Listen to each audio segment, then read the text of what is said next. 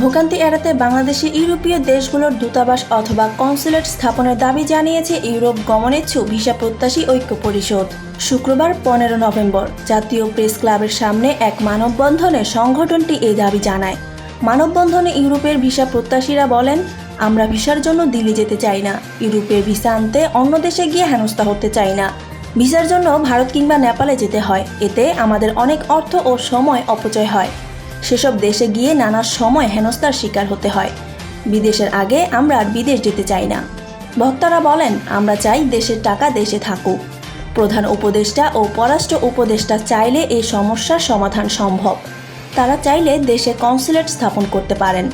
উপদেষ্টাদের কাছে আমাদের আকুল আবেদন, প্রবাসীদের রক্ষায় ও অধিক কর্মসংস্থানের জন্য দেশে ইউরোপীয় দেশগুলোর দূতাবাস স্থাপন করুন, অথবা ভিএফএস অফিসের মাধ্যমে আমাদের ফাইলগুলো জমা নেওয়ার ব্যবস্থা করুন, যেন অন্য দেশে গিয়ে অর্থ আর সময় অপচয় করতে না হয়।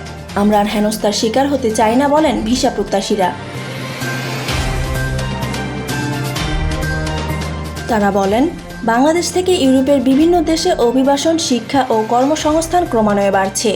দেশে ইউরোপীয় বিভিন্ন দেশের কনসুলেট এবং দূতাবাস কার্যক্রম না থাকায় নাগরিকদের অন্য দেশ থেকে ভিসা নিতে বিপুল পরিমাণ অর্থ ও সময় অপচয় হচ্ছে। ফলে রেমিটেন্স হারাচ্ছে দেশ।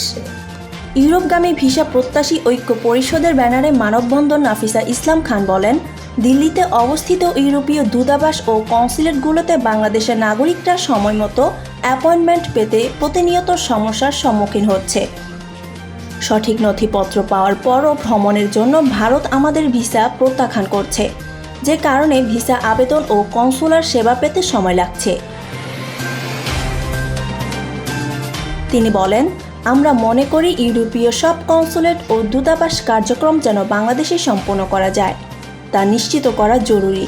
তাতে ইউরোপের দেশগুলোতে বেশি সংখ্যক বাংলাদেশি যেতে পারবে এবং রেমিটেন্স প্রবাহ আরও বাড়বে। অভিবাসন প্রত্যাশীরা আরও বলেন, নেপালের বিভিন্ন দূতাবাসে ভিসার আবেদনের জন্য বিভিন্ন সময় কারণ ছাড়া অফলোড করা হয়, ফলে অনেকে ভিসা আবেদনে ব্যর্থ হচ্ছেন। আবার এসব স্থানে যেতে অতিরিক্ত সময়, ভ্রমণ ব্যয়, হোটেল খরচ এবং আনুষঙ্গিক বিভিন্ন সমস্যার কারণে ভিসা আবেদনকারী আর্থিক ক্ষতির পাশাপাশি মানসিক চাপ অনুভব করছেন। ডেস্ক রিপোর্ট, তরঙ্গ নিউজ।